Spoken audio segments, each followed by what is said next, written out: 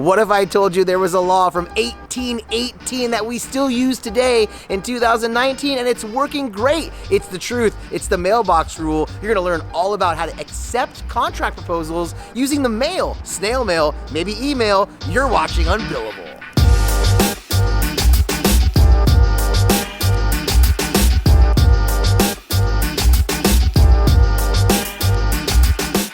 It is 2019. I mean, we all agree that it is 2019, and I'm about to talk to you about a rule, the mailbox rule, that was made in 1818.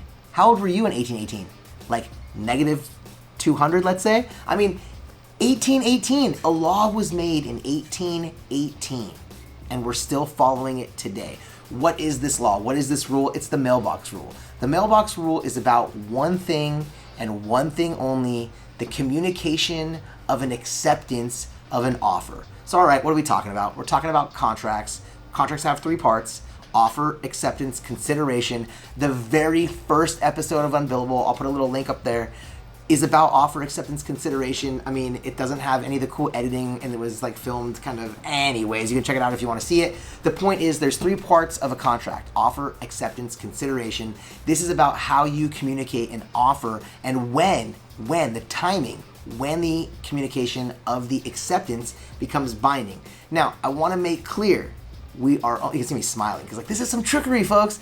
I want to make clear this has only something to do with communicating acceptance, and we'll show what I mean in a few minutes. Like, let's take, for example, two people. Let's say Bree and George. All right, so George is going to be like a swimming pool contractor. Let's say he cleans pools, and he puts a sign up that says like, I'll clean your pool for a month for $100.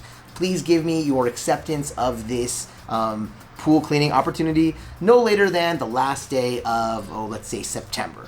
And of course, Bree walking by sees the flag. Oh, that's a great deal. She has an amazing swimming pool, of course. And so she sends a letter in the mail back to Jorge saying, I accept. So when does Bree's acceptance of the offer to clean the pool for $100 become enforceable?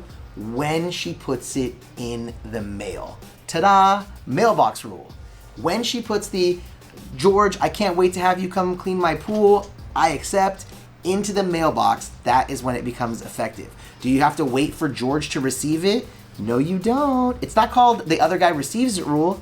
It's called the mailbox rule. When you put it into the hands of the Postal Service, again, assuming it's properly addressed, you have communicated your acceptance, and your acceptance is binding. Now, imagine a scenario where George says, all right, I want you to accept this offer no later than the end of September. And then all of a sudden, George says on September 1st, he mails a letter out to anyone he thinks might have seen this, including Bree. And the letter says, I'm no longer willing to clean pools for $100 a month. If Bree drops her acceptance into the mailbox the day before he mails out his revocation, the acceptance still controls. Do you understand what I'm trying to say? He's mailing out a revocation. When he puts it in the mail, it's not effective. Only an acceptance works by the mailbox rule. The revocation is not effective until you open it and read it, right? The acceptance is what is binding, is what is legally effective when you drop it in the mailbox. Not the offer, not the revocation. If you put kind of, different terms in the counter offer, that is not going to be binding at the dropping it with the mailbox. Only an acceptance. Now, what about the telephone? Does this apply to the telephone? What's the name of the rule again? Mailbox rule. No, it doesn't apply to the telephone. Does it apply to email? Now, this is interesting. The courts haven't exactly decided yet, so I don't know. But when it comes to mail, like good old letters, good old-fashioned letters in the mail, if it's an acceptance, it's when you drop it in the mailbox that it becomes effective. It's 2019, and we're still using laws from 1818. If you think that's amazing, wait till you see this vlog episode where we talk about how we make these episodes and give t-shirts away for free. Well, you took a long time to hit the button. I'm waiting to hit the button, Luis. Hit the button, Luis.